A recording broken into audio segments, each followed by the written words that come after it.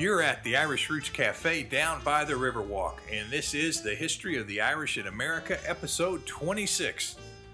It's going to include the story of Pendergas and two uncles to Mike Murphy who needed some help.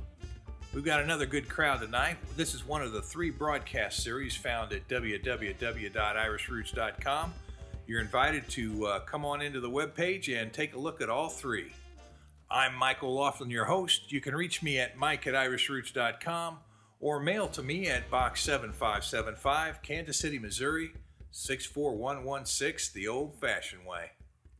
Now, among today's topics, we have an interview with Mike Murphy, Pendergas and Dunn as employers, Phelan and Stack connections locally, Brown's Deli and Market, America's oldest Irish business, is where the interview took place at. We were there last year for their big anniversary. They had another one this year. And they're the oldest Irish business in North America. And how about the Irish Mafia? Did they steal a ballot box? Well, we've got one story here today with Mike, so let's take a listen. And hey, remember, consider phoning in with your comments at 816-256-3360. Let us know the history of the Irish in your part of the world. I'm always eager to record another part of our heritage right here. You know, 150 years from now, people may really be interested. We've gathered together a group of scholars, authors, and everyday Irish to paint us a picture of the Irish in America. Let's listen in today. Well, here we are at the Irish Roots Cafe one more day, and this is our second year in a row at Brown's anniversary. Brown's is the oldest Irish business in the United States, and they have a festival each year, and I come out here to get maybe 1 or 2 interviews a year, just because you're going to find people here that know a little bit more about history than anywhere else in the city. And today I ran onto this fella. I'll let him introduce himself here, but he said he's got some stories of his family, and I told him I was interested in any connections with Pendergas or anything like that from the old days. Any old stories from the old country, where the people came from, where they settled, any differences between them and us, you know, that kind of thing. So I'll turn it over now. We'll just see what we've got going. Here you go. Oh, good afternoon. My name is Michael Murphy. My family all came from Belfast, Derry, Cork and Clare, north and southeast and west, all over the whole country. From the late 1800s up until the 50s. And one of my stories I got pulled to the side here by Mike to tell was a sort of a political story. My grandmother, her maiden last name was Phelan, and she's related to all the Reagans in town as well. Had 2 uncles come over from Ireland looking for jobs, and when big boss Tom Pendergas was running the city with all of his help, and they wanted to come over here and be citizens, you know, get their citizenship on their own, and just like they did when they all came off the boat, and to make a life and send back money to their families in Ireland. They were still struggling, and Tom Pendergas kind of helped them out, getting their citizenship for them and jobs.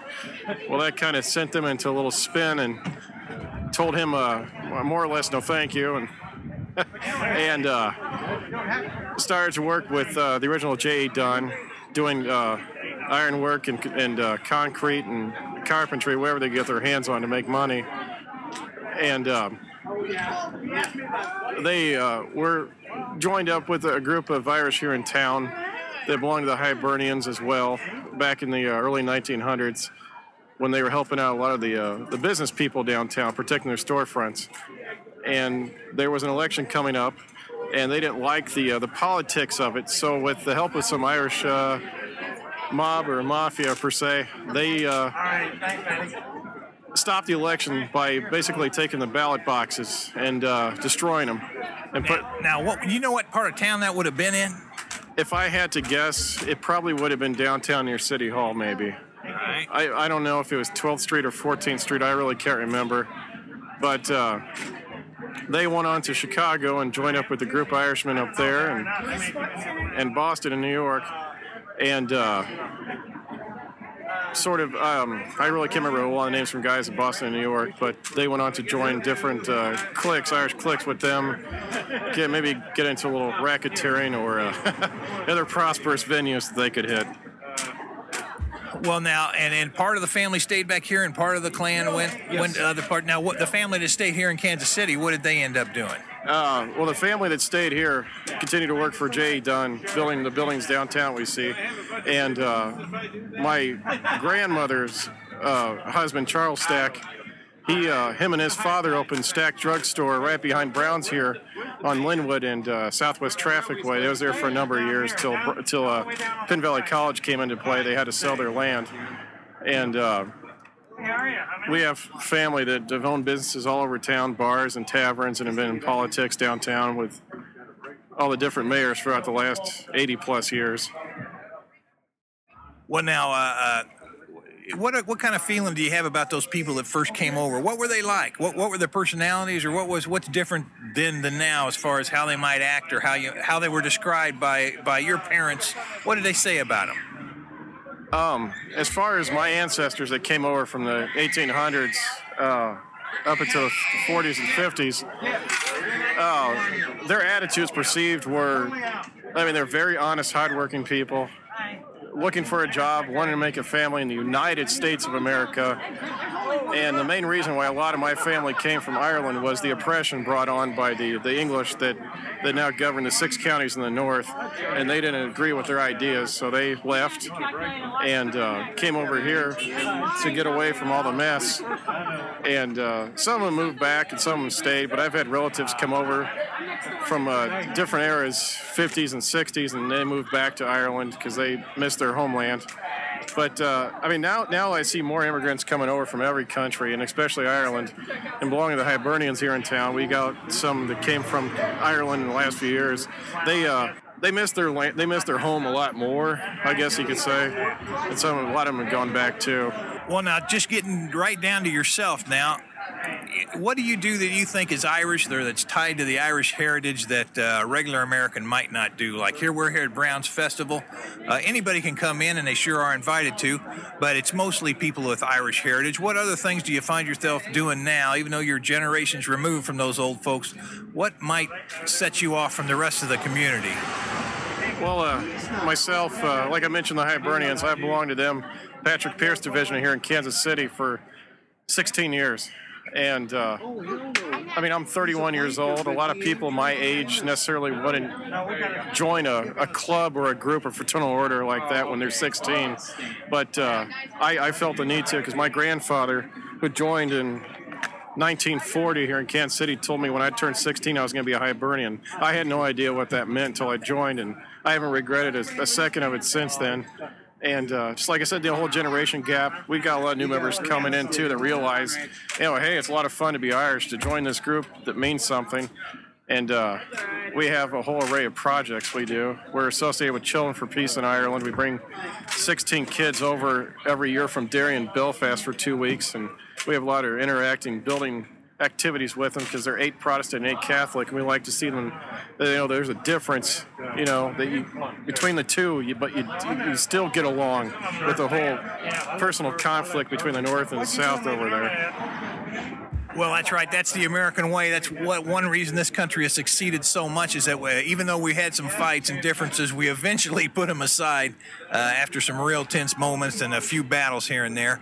Well, any parting comments to the audience here all across? Well, we've got 1,000 people in Australia, 2,000 people in Ireland and England. We've got another couple thousand in Canada listening. What would you like to tell them? Maybe what would you like to tell people that are listening 150 years from now and they're wondering what in the world this was all about? And if you find some kind of Irish roots in your family, take it and run with it. Join an Irish organization like the Hibernians or any group, the Celtic Fringe or anybody out there. There's a million groups on websites if you have the internet 100 years from now. But definitely take advantage of it and be proud of it. Well, thanks a lot. I'll just ask one more survey question. That would be, have you taken up an Irish instrument or have you learned the Irish language at all? Actually, I've been playing the bodhrán for about 12 years. I think they do. I just took the boring up. I might get some tips from you, especially like how you last more than 60 seconds playing those tunes, and my arm gets so tired. You just got to work at it. That's it. Okay, well, this is Mike O'Loughlin at the Irish Roots Cafe down at Brown's Irish Market. Their 122nd anniversary, the oldest Irish business in North America. Signing off, we're right down by the river, right where Ireland met Kansas City at the Irish Roots Cafe. Well, it's a short one today, folks. We'd like to thank you for being here and listening in with us. It's really interesting, especially when we get some of these interviews. We've got a lot more things going on. We've got interviews with the second biggest Irish festival in America on the Irish Families Worldwide broadcast. And we've also got an interview coming up with Patricia Hardy, who is one of the founders of Irish America Magazine. And that's all this month. So be sure to switch over to that podcast to hear those as well, because they're all good. And you never know when one of them's going to just catch that perfect subject for you. And remember to take a look at our Irish Roots Cafe webpage if you get the chance. Find a book, search for your family tree, or even become a member. It all goes to keep things rolling in the right direction, and you can surely get there from here by going to www.irishroots.com. And remember to check the show notes on our blog for this episode while you're there. Well, I think that does it. Report on things in your part of the world on my phone recorder at 816-256-3360 or Skype me at Irish Roots Cafe. Can you hear that whistle blowing? That's all, folks. Until next time we meet here, right where Ireland met America at the Irish Roots Cafe.